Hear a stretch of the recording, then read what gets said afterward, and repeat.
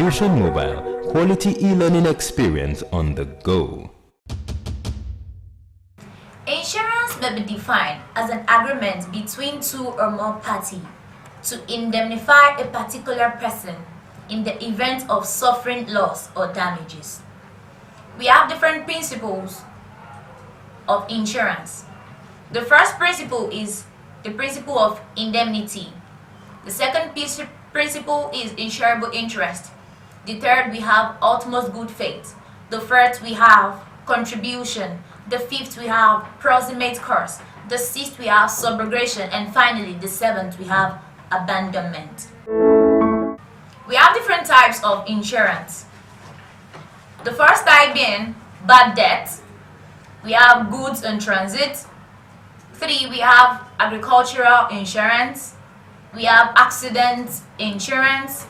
We have life assurance. I didn't say life insurance, I said life assurance. We have burglary, theft and robbery, and finally, fire. There are some terms I want you to get familiar with under insurance. We have the actuary, we have the insurance, we have the insured, we have the insurer, we have cover notes, we have proposal notes, we have premium and insurance policy. Who is an insurer? Who is an insured? I am an insured. The company insuring me is the insurer. What are the benefits of insurance? The first benefit of insurance is to reduce risk. The second, it facilitates international trade. The third, it helps in motivating workers. Fourth, it brings about and it provides security in a business or working environment. And finally, it offers investment opportunities. Transportation involves conveying goods and services and people from one place to another. We have different forms of transportation. We have transportation by road, transportation by rail, transportation by pipeline, transportation by air, and finally transportation by water. 1. It brings about effective and efficient distribution of goods and services.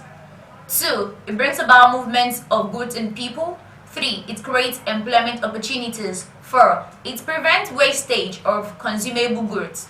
5. It improves the standard of living.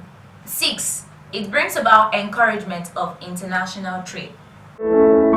There are some things you put into consideration before you choose the means of transportation or any form of transportation. The first factor you consider is the nature of the good. Is it a perishable good, a good that wouldn't last 1 hour before it gets spoiled? Or which type of good do you want to transport? That is, the nature of the good will be one of the determinants of the form of transportation you go by. 2, we have the cost of transportation.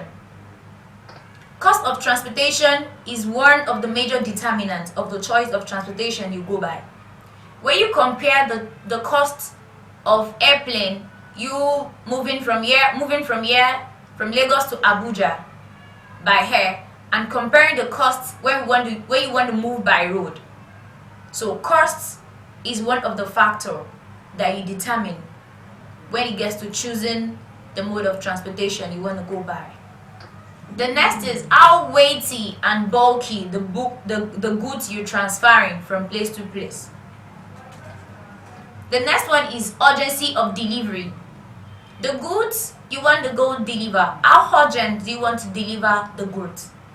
That's one of choice you will consider when you want to determine the type or the form of transportation you go by.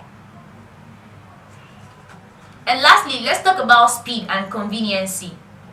You can't compare the speed of airplane with the speed of buses, and you can't compare how comfortable and convenient you be in a plane with when you're going by road, when you're inside public bus. The convenience differs.